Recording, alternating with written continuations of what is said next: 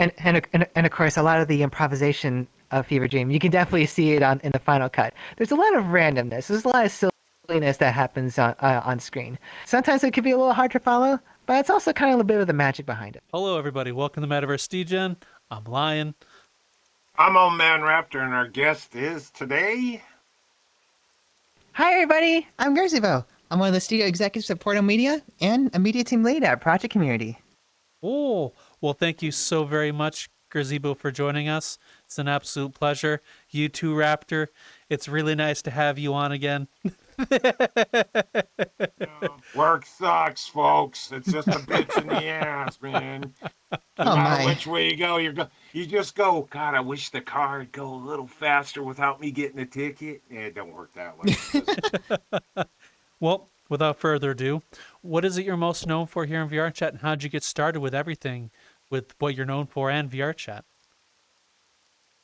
Right on. Yeah, absolutely. So over here in VRChat, I'm known as one of the main filmmakers at Portal Media. I'm one of the cinematographers over there, as well as the one of the editors, the VFX artists, sound designers, and just overall content creators, really. And over at Project Community, I'm currently a media team lead. I'm known over there as being able to putting together videos for sharing on social media, really getting the word out there for Project Community. And for those who may not be familiar, Project Community is an events organization where we bring together communities and creators around VRChat together in one place, so that anybody, whoever they're new to VR or maybe just looking for some new friends and stuff, they have a place to be at. And yeah, and it's been really great just being able to just create content for a platform that I love so much, and especially for what I do professionally, because I work as a full-time videographer. Oh wow! I actually have a bachelor of the arts degree in digital cinema with a minor in animation. I have about 7 years of experience, actually. And so it's been really cool being able to just use my skills and what I have to be able to really push the platform and just kind of really getting the word out there. It's been really great. Ooh. I guess when it comes to when it comes to other things, I'm also known for that, being that guy who does the sus. Wow. Did he say sauce or sass? I'm just confused. Yeah, for those who may not know, it's a little bit. I guess you could say it's a bit of an inside meme. But when I was doing some content for Project Community, actually as well as VRCon, I started with VRCon actually when I was making the how-to guide. I decided to do my own little spin on the script, and I just did a pose, and it was just like this, sus. And it just caught on. People loved it. I ended up making animated GIFs about it. It's been really great. People love it. Wow, you sound like a really, really busy person. What got you into VRChat in the first place? Right on. Yeah, absolutely. So what got me into VRChat in the first place came back from way around 2018. I'm actually close friends with Rumham, and he's known for his meme avatars and as well as his community, the Merry Men. And yeah, back in the day, I was kind of here on desktop, and I kind of hear little bits and pieces from Rumham on his experiences in VRChat, and hearing him create these avatars and stuff. All these very silly avatars that he's made.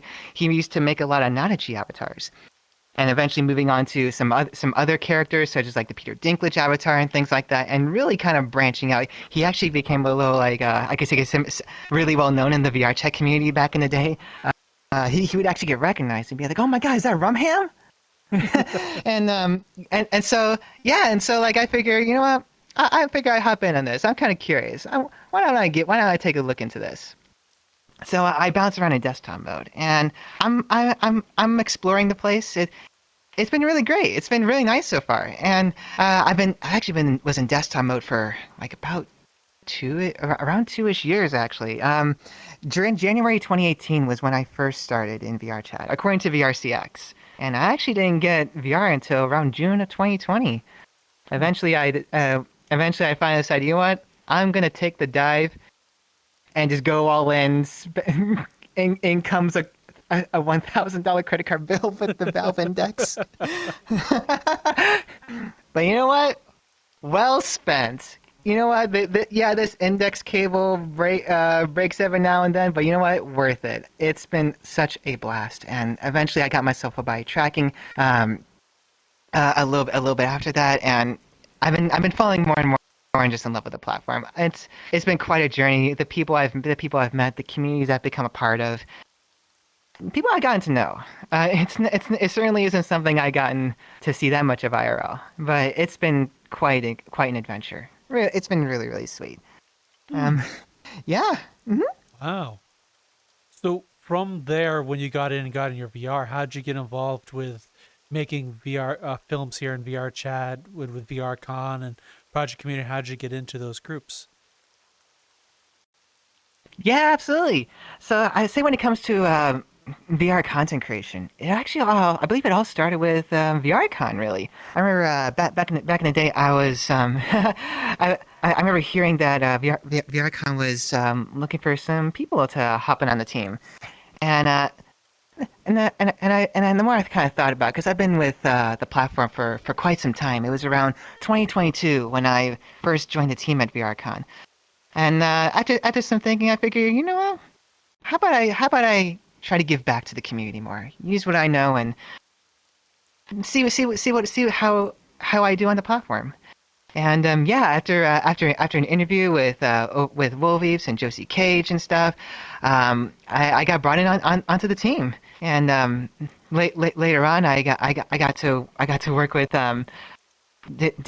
whole different kinds of people on the team. I actually got introduced to Metacosm for the first time because they were doing something with VRCon at the time. And so yeah, and later on, I was tasked to put together the how-to guide for VRCon for 2022, and I remember being able to deliver the first draft in about 2 days, and people were like blown away. I remember one of the people on the marketing team. They finished seeing it and they were like, "Oh my gosh, Gersy, you're so fucking adorable." And it just warms my heart. Oh my goodness. And yeah, it's been really great since then. And I remember around June to July ish. I actually met Virtual from Portal Media when he was still starting out with his studio and everything. I remember he was working on the feature film Foxfire at the time, and eventually got in on that team. And actually, it's a whole story that I can talk about with Portal Media as well. And when it comes to how I got started, um, but yeah, I hopped into Portal Media back around July ish, and and later on in 2023, eventually kind of got grandfathered into the project community team, and got to help create content here and there. I actually got to start eventually get into a little bit of VR freelancing, VR content creation freelancing. I was doing some videography work for the Cozy Club community, which, by the way, they're a wonderful community to be a part of. They're an 18 plus safe for work community. They love doing hangouts, just cozy around each other in the name, really. And perhaps maybe somebody you can reach out to sometime. But yeah, really, really wonderful people. And I got to create some highlight videos for them, like little highlight reel videos for about every month, and it was quite an interesting experience because I've never really done freelancing in VR before, and because the freelancing I've done has mostly been IRL related, and so it's just having that kind of experience was pretty nice actually, not too shabby, and yeah, and oh gosh, what else? Oh yeah, and eventually got more and more involved with Project Community and Portal Media, and yeah, and here I am, just constantly churning out content and being close to people on my teams. Wow. So you mentioned a few times something that I would like at least to inquire about a little bit is your real life, what you do in the real world. How did you start getting in with film and animation in the real world, and what was that experience like in compared to what you've done here in VRChat? Yeah, absolutely. So I'd say before I actually got into filmmaking, I initially wanted to. I remember it was freshman year of high school. I was thinking about becoming a video game designer, and I remember I was applying to this scholars program to see if I can to see if see if I can get into like some, I guess, like a little bit of like I guess, sorry, reimburse like college funding and things like that. Sorry, and something tells me they I didn't get in because they saw that I wanted to be a video game designer. But yeah, but not too long after, I ended up looking more into the science side of things because I'm somebody who really loves space, and I'm someone who's like a huge fan of sci-fi, and I love astronomy very much so. And so eventually, I was thinking about pursuing a career in astronomy and astrophysics. And so here I am. I went out to all these Ivy League schools just to see what it's like over there. And after coming back, and I remember sophomore year of high school, I took this video production course, and I remember having a lot of fun in that course, even though I was still pursuing a different career path at the time. But as I got back from touring all those schools and universities and stuff, I thought I thought back to the time I had with filmmaking, just that little moment, and I thought, you know what? How about I give filmmaking a shot? And I remember how much I love movies as well. But I guess contrary to most people, I kind of got into filmmaking a little bit later than others. But I did go out to tour out to some of these film schools here and there. Eventually settled on one, and yeah, went through all 4 years. Have a full bachelor's degree and stuff, and got to be on set of different projects, whether they be from narrative films to music videos to oh man, to some documentaries here and there, and yeah, it's been quite a journey. And nowadays I'm working as a full-time videographer. I've done, needless to say, a lot of projects here and there. I also shot weddings as well, a lot of some corporate stuff here and there. But nowadays, yeah, here I am full time. And yeah, I've been wearing a lot of hats in different parts of filmmaking, whether it be in cinematography to video editing to the VFX side of things to sound design and kind of almost the whole shebang, really. Often that's kind of referred to as a generalist or a digital media specialist. So I guess that's kind of what I am, really. But yeah, that's kind Sounds of that. Yeah. sounds like a whole bunch of eggs that got cracked. And it's leaking all Yeah. over the floor. Holy Yeah. So criminy. yeah. Wow. So I'm kind of someone who kind of likes a lot of things and just wants to get to know like just as much as I can. And so when it comes to filmmaking, I like to just really understand as much as I can about the medium. And so yeah, I just dip my toe into a lot of areas, just kind of really get involved. And I feel like the more you understand about a certain craft, even if you're focusing in just one area, the more better understanding that you have when it comes to what to aim for, when telling a story and things like that. Hmm. And yeah, that's kind of how I be. Yeah, I hesitate to say that I'm a one man band, but that kind of really is how I am. but don't get me wrong. I'm very much well open to collaboration, and in fact, I actually do love collaborating with other people. I like to learn from other people and see how others do things and things like that. And yeah, and that's pretty much me. Wow. So, And I got a question. I got two questions for shoot. Hmm. I got two of them. I'm going to use the same ones. Okay. What was the weirdest thing you saw when you first came into VR and you ran for the hills? Second one, how'd you get your name? Oh, right on. Oh, and my apologies. It appears we have a guest. Don't Yes, worry, I switched my status. it's okay.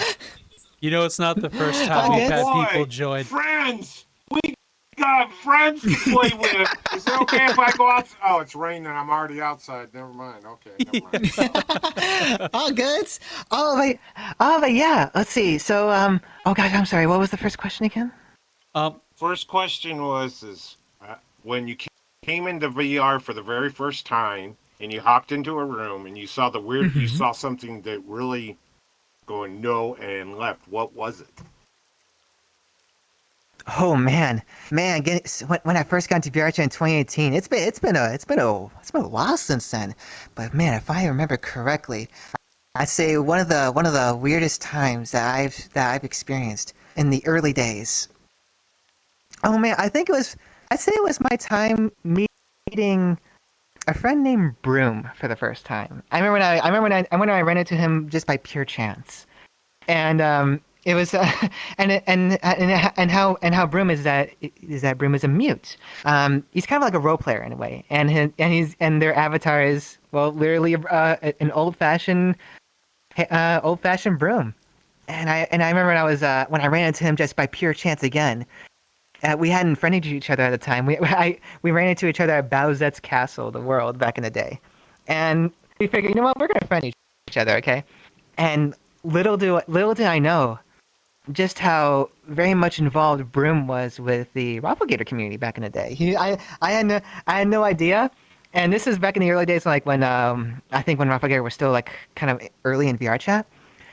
But yeah, I was actually kind of close with Broom, and just seeing the adventures that he and I had together and stuff. Even though he was mute, I played along, and it's been pretty nice. Like he would serve me drinks at the Rafflegator bar, and I would just pay him with just making it rain with cash for him, and it was I'd say that was one of the coolest times. And I remember eventually, I know his Broom was in a world, but he wasn't in a Broom avatar. And I figure, you know what, I'm gonna chime in here, and I see him, and I heard his voice for the first time, and I go up to him, and I said, Broom, you're not a Broom. And we're all just cracking up, and he tells me, man, I'm gonna get that for weeks. But yeah, that's kind of been my little adventure with Broom. And nowadays, I actually hadn't seen him in VRChat for quite some time, really, actually years, really. But needless to say, I'm sure he's moved on since. But I still remember those fun times. I'd say that's a nice piece of nostalgia right there. But yeah, when it comes to how I got the name Gerzybow, so interestingly enough, this is actually my own spelling of the word Gerzybow. It actually is a place in Poland, but I myself am not Polish really. But I first heard about the name from of all places how I describe this, a Polish creepypasta YouTube channel. It's called Kraina Gerzybow. Kraina Gerzybow TV. And it's how I describe it. I guess it's kind of like a VHS analog horror style, kind of like ARG, but in Polish. And I just found the name Gerzybow just kind of, how I say, it's just there's something charming about the name. It's got like it's almost kind of like a fun loving presence to it. And believe it or not, the word Gerzybow actually means mushroom land in Polish. And so I decided to add my own little spelling to it because the original spelling actually doesn't have an E in it, and there's actually an accent above the O. And so yeah, I put my own spelling to it, and it's stuck ever since. Gerzybow. Oh wow. Mhm. So, ask another question as well. From between your real life goings on and VRChat, what are the similarities between what you do in either, and what are the differences between both? Yeah, I gotcha. I guess one thing's for sure. With filming in VR, way less equipment to carry than IRL. When it comes to filming IRL, you're often carrying a lot of equipment. Really, you're carrying a lot of light stands, tripods, camera equipment itself, the cameras, the cages, the lenses, pelican cases. Oh my goodness, so many things, lights, and then you got to rig it all up, and then you got to take into account extension cables. Got to make sure where the wall sockets are so you can plug things in and stuff. Batteries, microphones, boom poles, all that jazz. Oh my goodness, and just take into account location, thinking of where the lighting is coming from. bringing in like light modifiers like diffusion and anything to like soften the light and all that. There's a lot of things to keep in mind when it comes to filming IRL, and sometimes that can be a little fatiguing, especially if you don't have the right equipment. Whereas in VR, you're in the comfort of your own home, really, and there's no heavy equipment to carry. All you really have is just your controllers, your VRC lens, and what you have in VRChat, and ultimately your creativity, imagination. Needless to say, it does have its own challenges. Don't get me wrong. As some others may have mentioned in the past, latency is definitely one. Being able to time certain actions here and there can definitely be quite a challenge, really. And some have also mentioned clipping and things like that. Being able to make sure your characters don't quite phase into each other, kind of like this right here. But of course at the end, at the end of the day, like we all roll with the punches. We all roll with it and just make things work, and we really make a lot of cool things happen. But yeah, and here in VR, you don't have to worry about using a super expensive drone to fly a camera around. You don't need a pilot license. You just open up VRC lens, activate drone, and start flying. And when it comes to maybe certain creature designs and things like that, well, you no longer really have to worry about getting prosthetics or having an actor put on some very expensive makeup that can take hours and hours to put on and things like that. For in VR, you have the power of Unity and Blender and just your imagination, really, and just being able to bring your characters to life, and clothing, wardrobe, all that jazz. It's been in some ways a little limiting, but also very freeing. So I'd say when comparing between filming in VR and IRL, both have their quirks and irks. But at the end of the day, they're both pretty nice to do. Which one do I prefer exactly? Oh man, that'd be kind of tough for me to choose. But I'd say overall, it's been quite easy for me to film in VR. So I can definitely say that. Okay. So you got a question? Shoot. Yeah. What's one of the hardest challenges in VR that you've done? Hardest filming challenges I've done in VR. Trying to think back to some previous projects and maybe some of the ones I've done recently. So far, trying to think. I think probably one of the most complex ones so far. I guess I wouldn't say it's exactly the most complex, but it took a lot of coordination. I'd say for that one was probably the opening shot to our Portal Media's largest project to date, What If Life Was a Fever Dream. And so when I could tell you the story behind that shot actually, and when it first came to going into what will be the opening shot of the film, the story behind the film is a lot of surrealness. There's a lot of fantastical elements to it. One of the first things that came to mind was the movie Boogie Nights. By Paul Thomas Anderson, and that film is famous for its very long opening take. I think it's like 6.5 minutes long. One of the most famous opening long takes in film history, really. Shout out to Robert Elswit, the cinematographer, by the way. And so going into Fever Dream, the opening shot, I wanted to create the feeling that the audience is flying through a dream, essentially. So I pitched the idea to Virch that how I would go about this kind of opening shot to be able to establish the space, but also simulating the feeling of kind of flying through something that's fantastical and just overall very surreal. And so I pitched it to Virch, and I often feel very fortunate that Virch gives me a lot of creative freedom. He puts a lot of trust in me in being able to get the shots that we get.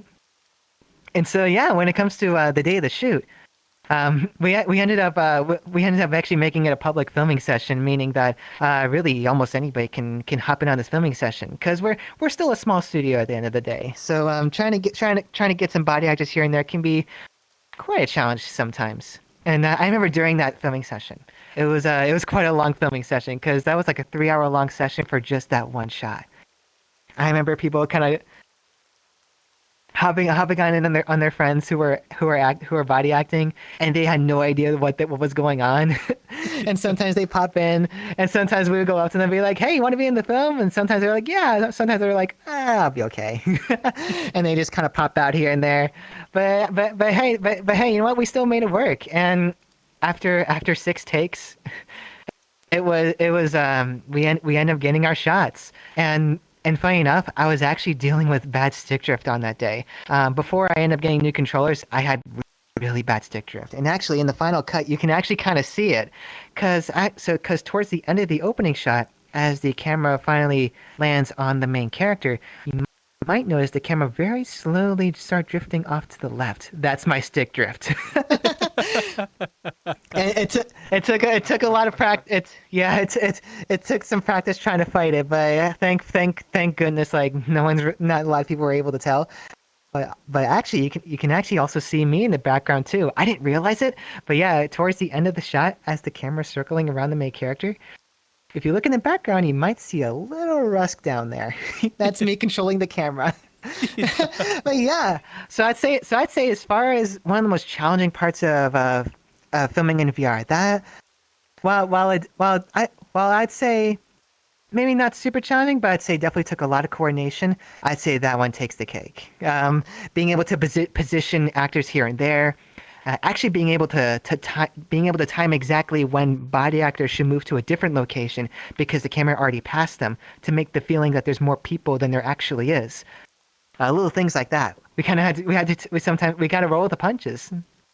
But yeah, that'd be it. So Okay. I've got a few questions based on what you've just shared with us. With the movie, What If Life is a Fever Dream, what is the story behind that? What is the film for those who have seen it? And what was the kind of shot you were aiming for at the beginning? And how did you overcome those challenges? Yeah, absolutely. So when it comes to the story behind just how What If Life Was a Fever Dream was done, to give some context, the film is generally about this character. He's a young man who unfortunately finds himself going on a journey of these different experiences that all occur just within his own mind, really. This whole like different scenarios that are just kind of just happening around him. It's essentially an experimental film, an experimental adventure comedy in a way. And so how the idea first came around was Virtual. He was listening to this song. It was from Kid Cudi. I remember some Kid Cudi. Darn, I gotta remember that song. But hopefully it comes to mind. But he was listening to a song from Kid Cudi, and it gave off these almost kind of like what he described surreal fever dream vibes, and he wanted to see if he could make a film based off of that. And yeah, and so we started kind of developing on it, and often when it comes to a lot of our filming sessions, usually we kind of improvise a lot of things. And that also included the story. There's a reason why in the credits it says story by Virtual and not screenplay by Virtual. That's because pretty much the entire film was all improvised right on the spot on the day of the shoot, and that includes the characters, the body actors, the direction of the story, the dialogue, the action, the cinematography. The worlds that we're in were all improvised on the day of the shoot. And to a lot of people, that might seem pretty scary. And, well, when you work with Virch, you get used to it. And you kind of roll with it. And sometimes it's that spontaneity that just kind of makes it all more fun. And sometimes you just need a little bit of randomness to kind of spruce things up a bit. Or mix it up a bit. And yeah, and gosh, I'm trying to think if there's something else I'd like to bring to the table. I remember when I was making the audiovisual piece for the club scene. for the opening shot. You may notice that that in the on the screen in the club, you notice that there's a Rusk right there. That's James. That's one of our studio executives, and the music says the music title is called Famous Emperor. That's a little inside meme for us because we like because for James, a lot of us in the community, the filmmaking community, we like to refer to him as the famous James. But yeah, and actually now I remember the song now. The Kid Cudi song was called By Design. That's what it's called. Ah. When I was first shaping the opening shot around it, I remembered the opening shot to Boogie Nights and how the song playing there was "Best of My Love" by The Emotions. And Virtual hasn't seen Boogie Nights. I mean, granted, it's quite an intense film. But I pitched to him "Best of My Love" and see if maybe this is a better fit for the opening shot and things like that. And yeah, he agreed, and boom, you hear "Best of My Love" in the opening shot of the film. And and overall, oh yeah, I guess I can go on more about the story. When it comes to the characters of the film, so believe it or not, Ziver, who ends up becoming one of our main characters of the film, wasn't actually part of the story in the first place. He would actually just so happen to be there on the day of the shoot for our opening shot, and so we just simply asked, "Hey, you want to be a part of the film?" And he's like, "Yeah, let's do it." And so here we ended up filming in his one of his worlds. It was dang it, it was called. Darn, I forgot what it's called. It's one of his most famous. It's one of his most well-known worlds. The one with the cheese volcano. That's a lovely one. And yeah, we ended up going into those worlds and it's kind of winging from there on the scenes, and then of course a lot of the improvisation of Fever Dream, you can definitely see it in the final cut. There's a lot of randomness. There's a lot of silliness that happens on screen. Sometimes it can be a little hard to follow, but it's also kind of a bit of the magic behind it. And yeah, that's kind of how it's been since then. And more people start hearing about what we're doing, and they catch interest, and they become part of the project. And when they see the final film and for the first time, it really is a one of a kind experience. Not everybody it has that kind of experience, and just being able to like see themselves in a project like that, and it's kind of really heartwarming to just see just to see their reactions and just kind of hear the overjoyedness and stuff. It's so cool. It's really really nice. So, since the story was created out of randomness, how did you link the story together between shoots, since it wasn't really structured out? Because from some of the conversations we've had prior, most people doesn't from what I've talked to doesn't really do the randomness. How did you link all the shoots together in a cohesive story? Yeah, and honestly, at the end of the day, the power of editing and the power of luck, and so it's oh gosh, yeah, in a way, it actually is kind of a lot of luck, really.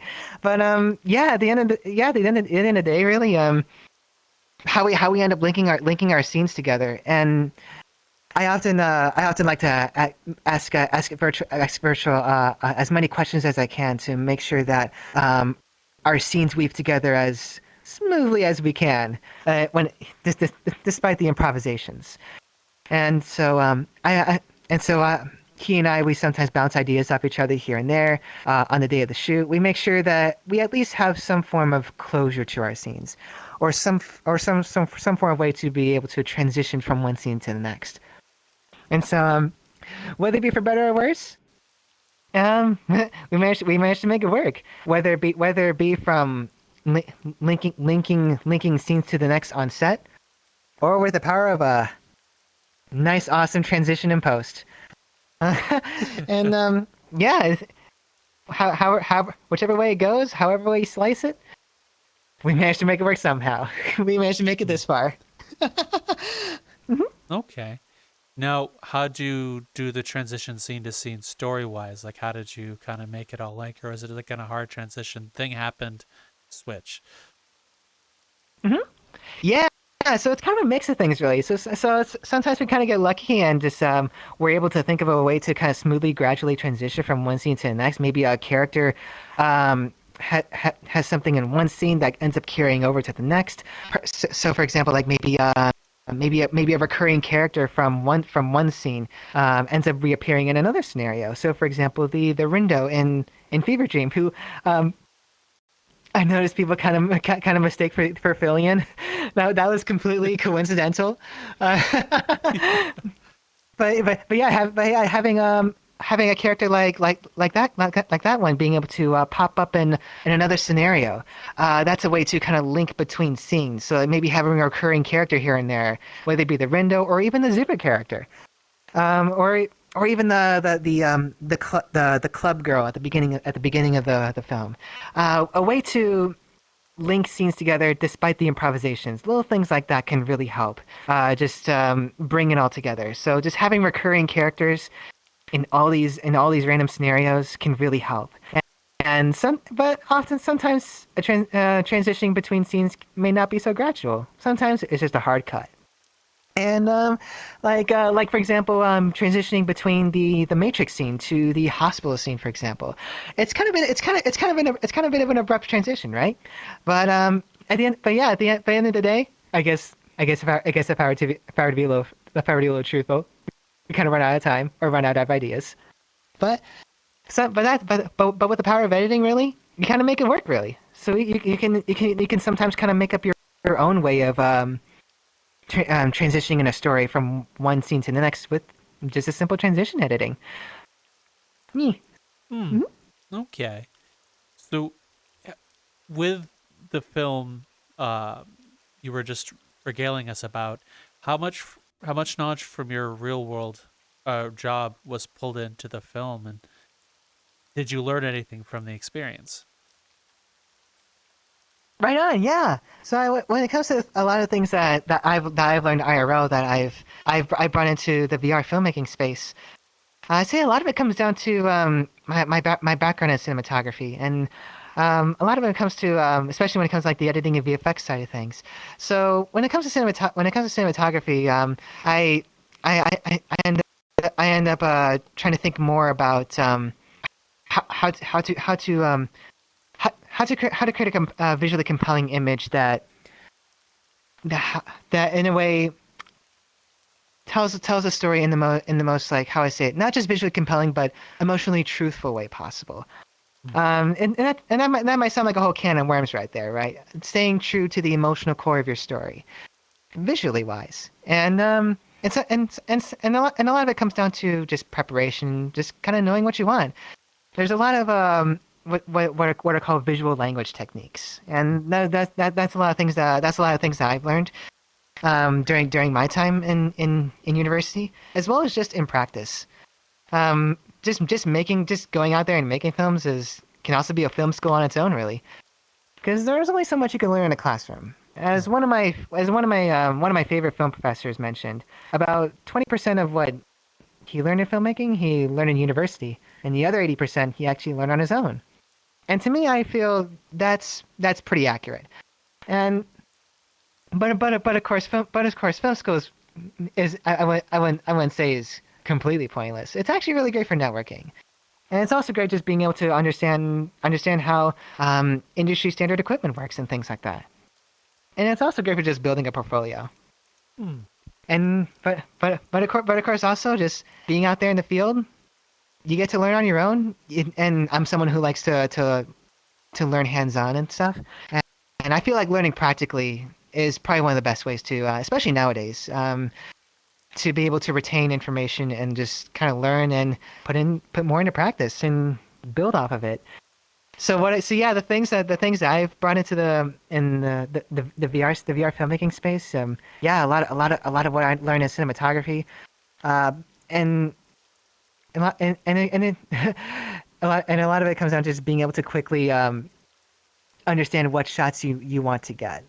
the more you practice things like cinematography and also photography. That's kind of how I got a lot more better at cinematography. Just learning how to do photography and stuff. And because the more you train your eye, the more you know what to look for, whether it be like leading lines, or things like color in an image, or the amount or space in an image, putting a character in a box, things like that. A lot of different composition techniques, and as well as editing. So you may notice in Fever Dream there's a whole smorgasbord of different kinds of editing VFX techniques, as well as sound design too. I'm someone who kind of has a lot of VFX assets and sound effects, and so it's not every day I get to use them. So when I'm given an opportunity like Fever Dream, it kind of opens up the doors to like a whole sandbox of things to do. And it really gives me the opportunity to just kind of experiment, kind of throw things at the wall, see what works, see what sticks. And that was really cool, being able to apply what I have, and especially some of the stuff I have is things that some people in the industry use too. Seeing how it works, for example, like motion blur, being able to put motion blur in VRChat footage. A lot of us in the VR filmmaking community, we use something called Real Smart Motion Blur, which is a plugin that you can get for Premiere Pro, After Effects, DaVinci, Resolve, things like that. Though it's a little heavy on the rendering side of things, but it does help with creating that realistic motion blur for your VRChat films, and it's really wonderful there, and a whole slew of different plugins and VFX assets like embers and smoke particles, and oh gosh, so many things like lens flares, film grain, the whole shebang, man. And it's really cool just seeing how much you can push a VRChat image, and just to see how visually intense you can make it with the tools that I use IRL. It's really cool, and I like to see that boundary being pushed further. Okay. I'm going to lead you with two questions, and they may not necessarily be linked. And I apologize for the whiplash. But one is, all good. You mentioned something interested me earlier on, a little bit ago, which is visual film languages. May I ask what those are, as well as near the end, you mentioned trying to push VRChat footage. What are some ways you've done that?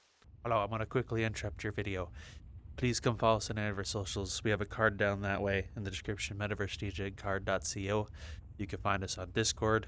You can find us on Twitter, which X, whatever. Right here in this space, you'll see the @ you can find me, Lion. And as well, we have a Patreon, which we've started a whole other show as a thank you for those who've signed up, such as Training Fangs, Forbidden Zero, and Niche. So thank you all for watching the video on how these games are going. I'll leave you to the rest of it.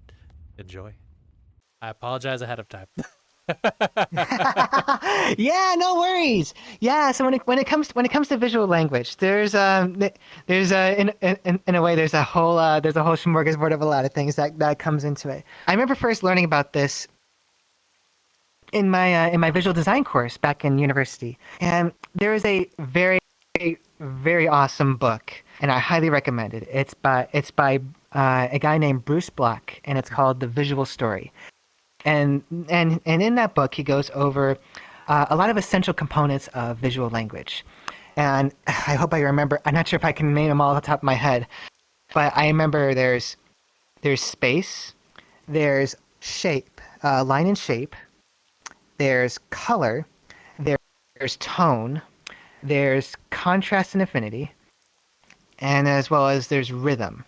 So not exactly rhythm as in like the audio or music, but rhythm as in the image, really. And I wish I can go deep into all this stuff, but I feel like that might take up too much time. But I can definitely say that being able to have a solid understanding of those components of visual language, you really gain a way a way better understanding of like what to look for when it comes to composing a shot. In some ways, people one may see it as creatively limiting. I see it the other way around. It's actually very creatively inspiring, because that way you're training yourself on what exactly to look for. So what kind of space that you want this character to be in. Maybe you want it to be in a wide open space to maybe demonstrate something about this character's psyche, or maybe being a fish out of water in this unfamiliar world, maybe like an isekai in a way, where a character ends up in this vastly different world, or maybe have this character be in a closed space. Maybe this character feels stuck or trapped, or just kind of struggling with something. Little things like that. Or maybe something surreal, like ambiguous space, where it's unclear as to whether or not this is like a closed or open space. And maybe Fever Dream might demonstrate some of that stuff too. Line and shape, like understanding when to have like leading lines in a certain way. So, for example, horizontal lines, when it comes, and this is kind of at the end of the day, this is very theoretical, but horizontal lines tend to give off the feeling of sereneness, calmness, things like that, whereas vertical lines may give off the sense of authoritativeness or sternness, things like that. Curved lines can simulate the feeling of smoothness, but also just intimacy and things like that. And yeah, there's and I can of course I can go on and things like that. And even color, for example, there's I remember there's being like two systems of color. There's the additive system and the subtractive system of color. And then there's a whole can of worms in itself when it comes to color theory. It can go on and on. But the more it does give you a lot of tools to work with, and it can be very, very creatively like just freeing. When you think about all these visual language tools, all these components, and you get to use those tools and how to tell your story visually in the most emotionally and authentic and truthful way you can. I'm sorry, what was the other question too? Oh, well, I'll give you the next question, but I also state, if you ever want to go into something you want to talk about, you're more than welcome to go in and talk about it. If it's a 1 hour conversation on AI, go for it. I'd love to learn and hear about it. So don't feel bad if you want to talk about color theory for the next 2 hours, if you got time. So don't feel bad. All good. And the next question was, how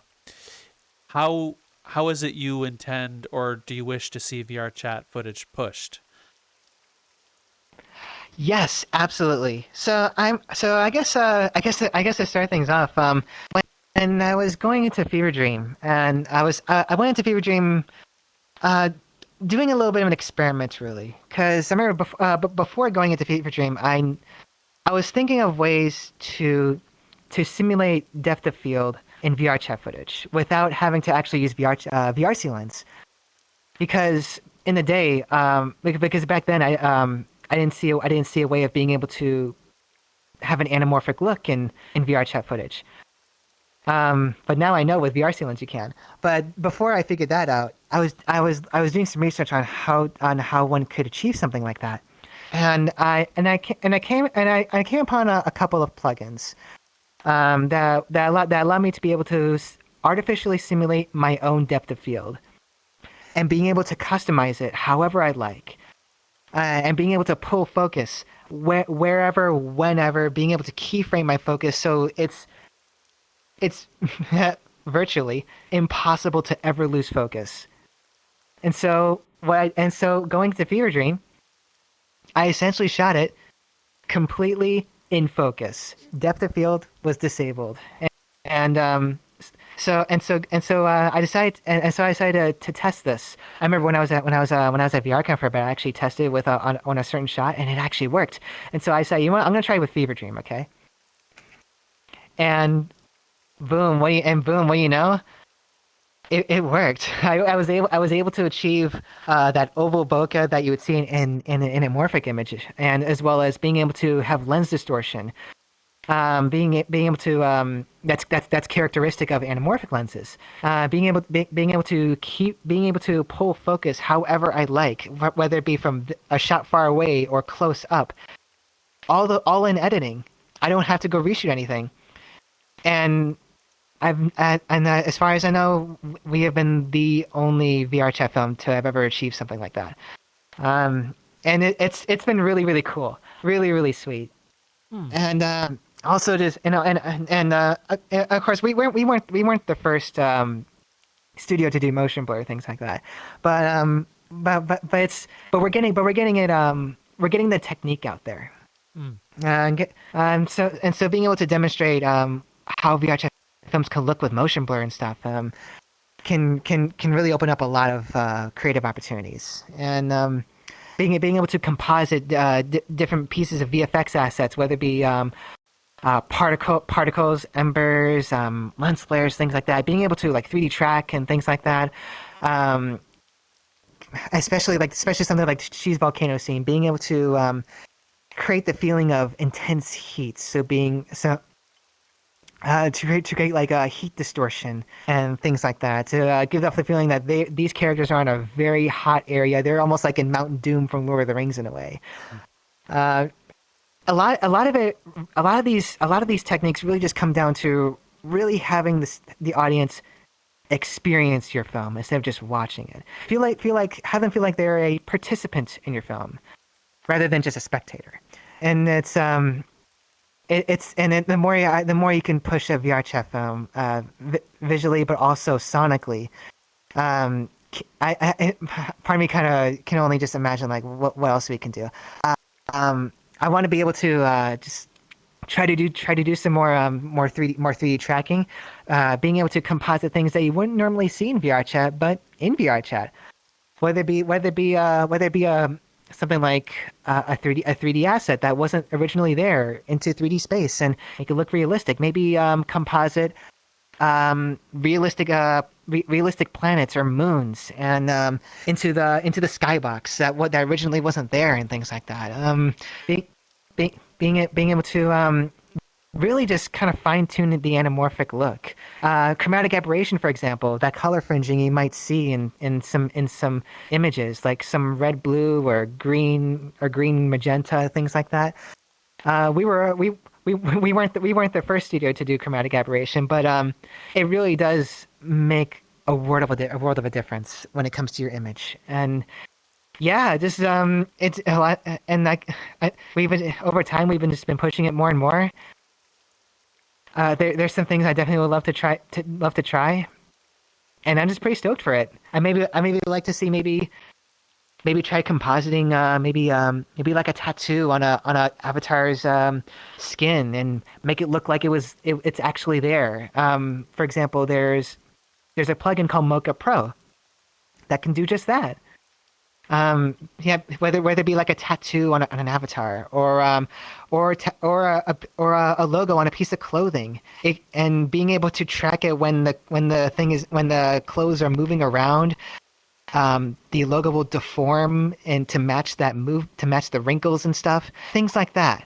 I want to maybe someday try something like that, and the more immersed I get it. The more excited I can be. The more excited I am to just see how far I can go. And who knows? We've already been noticed by Vive themselves. They actually wrote an article called 6 Essential VRChat Films, and Fever Dream was one of them. The fact that we even got noticed by they are a $40 billion company, is just absolutely mind blowing. Wow. And I can only imagine where else we may end up. All right, so I have a lot of questions, but I will sum it down to 2. One, when you're doing visual effects, VFX for VRChat films, do you do them in post or in the world and on the avatar? And one of the things you mentioned when your example of visual effects was heat distortion. How did you achieve that? Yeah, absolutely. So often often a lot of the times, the VFX that us at Portal Media, we actually do in post. It's not every day that we do a lot of VFX work on set.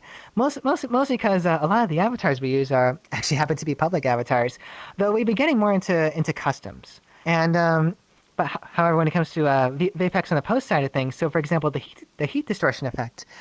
So in After Effects, there's actually a built-in effect called turbulent displace. And so what that does is that it creates this how do I say displacement in your footage. It creates that almost like heat distortion that kind of like warps your footage in a way to give off the feeling that there's this intense heat coming out of it. And with that, you can actually you can tweak the intensity as well as the how much it distorts, as well as how often it warps and things like that. And also being able to draw a mask, to be able to further control where you want that heat distortion. So being able to draw a mask, and yeah, here I can even draw this out for you. Okay. So instead of it taking up the entire image, you're only taking up just like maybe a portion of the image. So let me something like that. So the heat distortion, these characters are here because they're on this giant plank. All the heat distortion is coming down here, coming from here. And yeah, and yeah, and being able to kind of make sure it's matching the camera movement and stuff. And yeah, it makes it feel all the more realistic and just all the more just engaging, really. Yeah.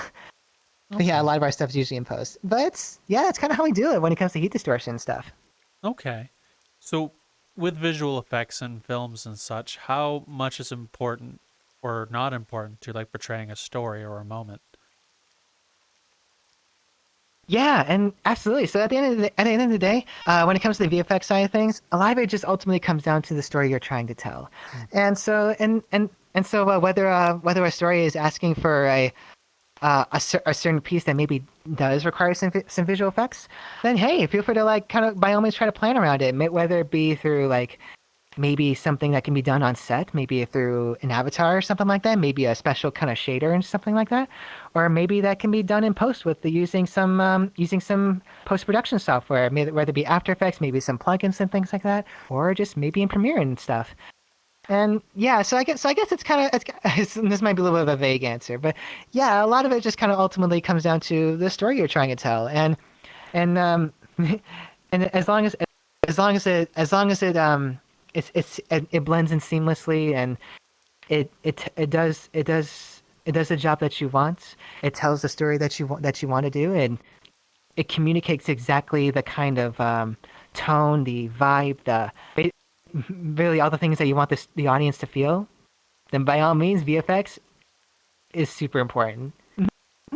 Okay. So with visual effects and VRChat, is VR in terms of filmmaking with effects and stuff of that nature? Does VR have any bonuses or downsides to doing film with effects or anything of that nature? Yeah, sure thing. So now that I think about it, I mean, often what's pretty creatively freeing about VFX and especially in something like VRChat is that you don't always have to do it in post. In fact, actually, sometimes it's just better to do it on set. And some of the most realistic stuff, you can actually do it on set. Whether it be like a bullet hit, for example, or maybe having some muzzle flashes and things like that. Just the power of just Unity and some shaders and things like that. And because I know over at Metacosm they do a lot of custom avatar work. And Peachbite over there, shout out to her, wonderfully talented developer, does an amazing job of creating just practical VFX elements for VR for on set in VRChat. And so yeah, I'd say it's kind of a oh gosh, I forgot what the question is. But I think I kind of remember now. But yeah, what I say it's pretty creatively freeing. Yeah, though being able to mix the stuff that we would normally use to make our avatars and our content VRChat for visual effects can actually be a lot easier than maybe just doing it in purely in post. It's and that's where collaboration comes in. Being able to being able to maybe myself as a VFX artist or an editor can maybe talk to a developer and maybe ask how feasible is it for us to maybe come up with something like this on set in the pre-production phase before we go on set. And and just that little just that little interaction between can really make the world of a difference between just how realistic something can be, as well as just how efficient one can work. Yeah, it can really make all the difference. Really, I think it's cool to just blend between the two, VFX on set and just VFX and editing. Okay, so I'm gonna lead into another question. Actually, I got a bunch now. I'm sorry. Fair warning, I'm gonna keep you talking for a while. So, no, you're good. With VRChat, honestly, as a genre or style of film, what are some like added benefits to like storytelling or the film that this kind of genre of filmmaking that's coming out has in its sleeve? Right on. So yeah, at the end of the day, I'd say VRChat filmmaking is very much in the new medium category. And when it comes to the kind of genres and stories that you can tell right here in the VR space, I say one thing that kind of makes it a lot more accessible is probably the fantasy side of things. It's just mostly because when it comes to the fantasy genre, it's often asking for a lot of whether it be practical effects or just visual effects on their end. And for example, like I'd say take Lord of the Rings for example. They actually do a lot of mix of things, whether it be production design, also creature effects, makeup, as well as visual effects in post. That's definitely a lot of work, and it also could be really expensive on the budget and things like that too. Here in the virtual world. Yeah, in a way, a lot of the tools that you can use to make something like that are already freely available at your fingertips. Really, you want to make a whole like fantasy set. Maybe you have some experience in 3D modeling and stuff. Well, you can do just that with Blender and stuff. Or maybe you want to create your own 3D character that's maybe a complex creature, whether it be a two-legged humanoid or maybe a multi-legged creature. Well, yeah, just the power of a 3D software and little bit of Unity work and things like that. I'm always simplifying it here, but because I know that can be also complex too. But it can. But really, they're all at your fingertips. Really, it's accessible. It's accessible. It's in some ways, in a lot of ways, it's actually quite friendly on the budget too. And and even like nowadays, you're seeing a lot of films that are told in the fantasy genre, whether it be from like whether it be like high fantasy, like elves, dwarves, orcs, things like that, or maybe something like furries, for example. You can definitely see a lot of films that are done by the furry community. Shout out to Legend, wonderful fight choreographer, does an amazing job with what he does. And yeah, so I'd say when it comes to the genres that are just more easily accessible to create in the VR medium, I'd say it's probably fantasy and the sci-fi and as well as the sci-fi genre. Okay. And for you guys in Portal Media, what was it like seeing Vive include you in their article of important films to see from VRChat? Yeah, right on. So I remember when I first saw that article. I think it was from someone on Twitter or X as some people call it, and I remember when I saw that article and I saw our film Fever Dream right there. I was like I was just like, what? I was just kind of mind blown there, and. Oh my goodness! I shared it with the other executives, and we shared it around. We were all just kind of blown away by just how a company of that high caliber can even take notice of someone like us, of a project that's done by us, a project that was done in a month actually. We first began production around late January-ish, and we published it. We made it public February, I believe, 25th. I believe we premiered it actually on the same day as we premiered it at FIA's Film Festival. FIA from the Virtual Reality show. We were actually the very first film in the lineup to premiere at the film festival, and it was a really cool experience. Being able to see other filmmakers and being able to see their work up on their screen, and just learning about what they do and things like that, and just networking with other people is just meeting them is so cool. It's such a cool experience, and yeah, and I kind of went off topic there, but yeah, the article was that really got us thinking about what we can do to really push it further. What can we do to really get the VR platform out there some more, get more people looking at the VR space, seeing what's possible here, and seeing what people can create. Yeah. So, what were some of the comments that Vive had about the film you made in the article? May I ask?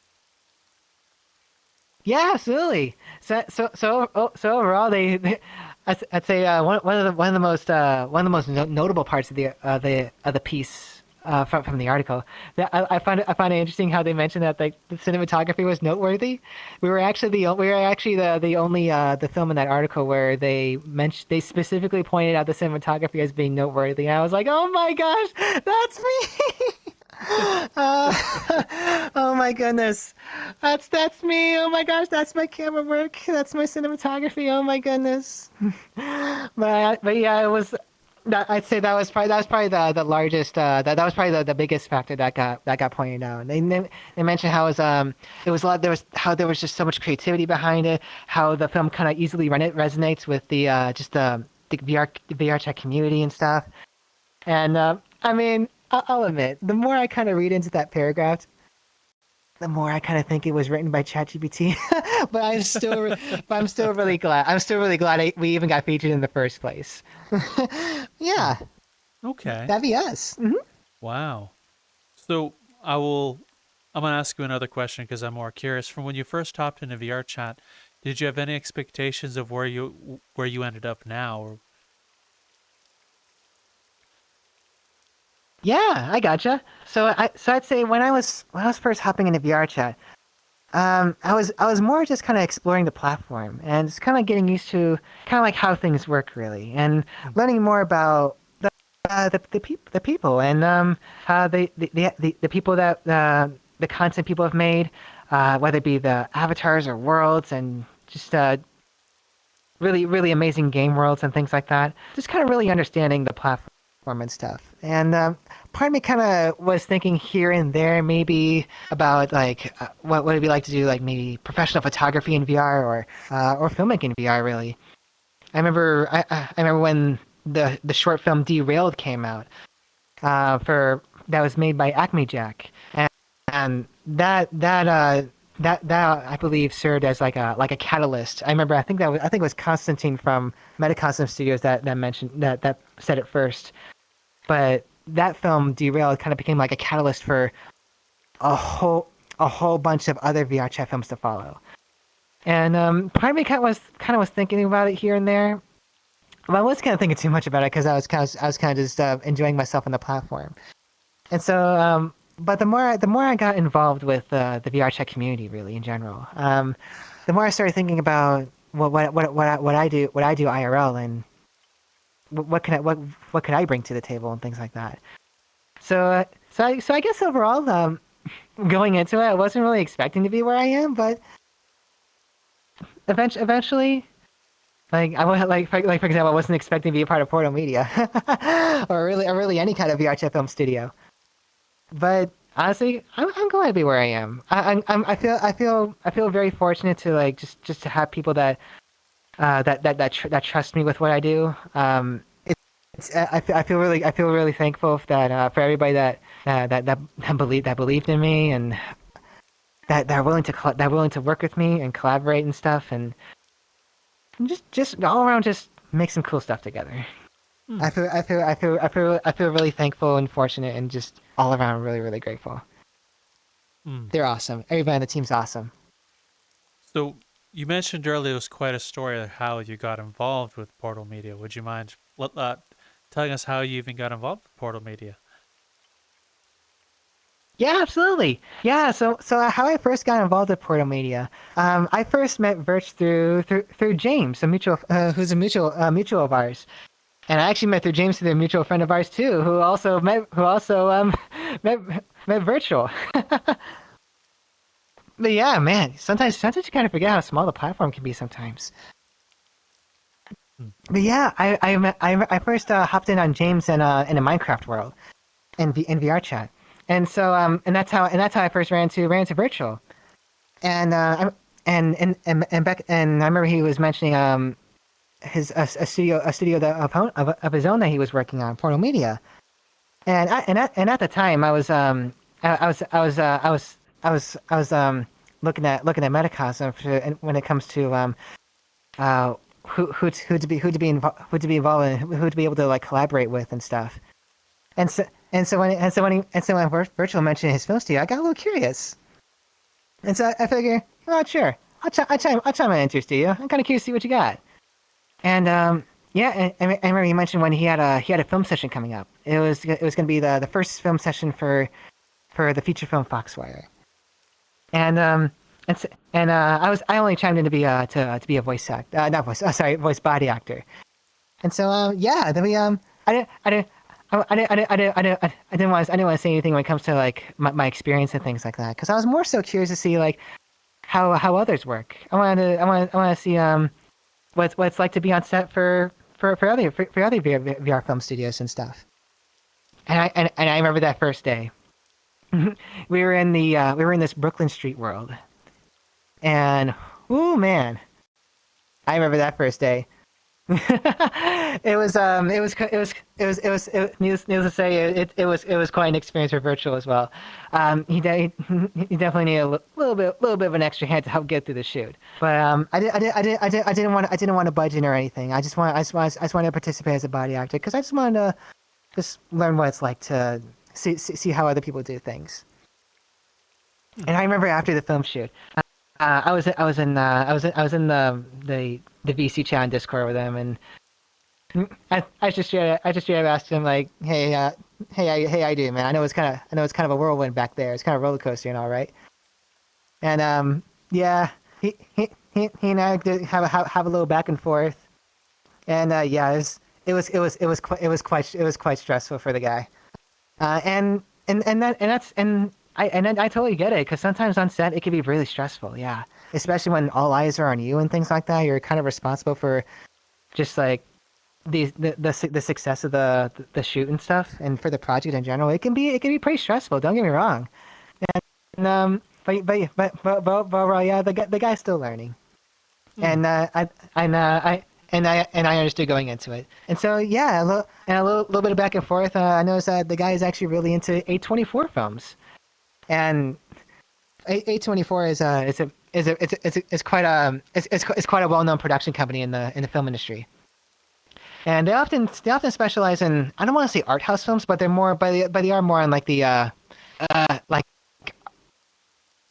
guess you could say artistic side of things, really. And and for me, like, I wasn't watching A24 films at his age. I was just enjoying myself on the couch in my living room, just playing like Halo 3 or Halo Reach on the Xbox 360 with my friends. just being a kid, really. I wasn't making VRChat films and stuff like that. I wasn't like making whole films in VR and all that. Or watching like A24 films. Oh my goodness. But yeah, and so I said, how about maybe I lend a hand, right? And yeah, Virch was willing to just bring me onto the team, and since the studio was still very much very small at the time, we were kind of slowly just kind of growing a team, really. I remember back then, Virtual technically had a better PC than I did, and so when it came to the first Foxwire trailer that actually showed at the VRCon Film Festival, I actually wasn't the camera operator. but I did help with setting up the shots though, because I couldn't record because my PC couldn't handle it, and I remember just being able to use what I know IRL and being able to kind of apply it on set and maybe have virtual kind of learn a thing or two like as to what it's like out there in the field. And yeah, and I think it's been really cool, and others get to learn from me, learn from me too. Kind of pick up on the things that I picked up on, and yeah, and slowly but surely we started doing some more projects, and Fever Dream came around, and that really put us in the spotlight of a lot of VRChat film studios and just the filmmaking community in general, and just being able to collaborate with just more people. I remember with our most recent big project, A Totally Normal Game Show, we got to collaborate with some content creators, the people like TFM Johnny, Parzival, Twice VR, and Kitty DVR, and people like that. And it's been quite fascinating, just like how far Portal Media has come. And and we just keep growing. It's been pretty sweet. Well, I will say thank you so very much, Gerzybow, for joining us today. It's been an absolute pleasure getting to meet you and hear all these stories and learn some things from you. So thank you for your time. It's appreciated. Right on. Thank you so much for bringing me on. Thank you so much, you guys. So where can the audience find you if they wish to reach out and find you? Right on. Yeah, so you can find me on Twitter or X. I'm Gerzybow over there. You can also find me at Portal Media, discord.gg/portalmedia, assuming that our custom URL still works. But you can also find me at Project Community as well, discord.gg/PJKT. And yeah, and thank you guys so much for bringing me on. And yeah, hope to see you guys around. Yeah, don't be a stranger. You're always welcome back as well. Absolutely. Well, Raptor, Definitely. you know the thing. Oh boy, yeah, I know the thing. No matter what you do in here, folks, you have the balls to actually shoot for your dreams. Your dreams could be possibly shot, and get one hell of a good reaction in return. My biggest reaction right now is it's raining here where I'm at in my real world, and it's raining here, and I'm one wet fox. Anybody bring the soap? We'll talk to you next time, folks, and we'll talk to you later. Bye.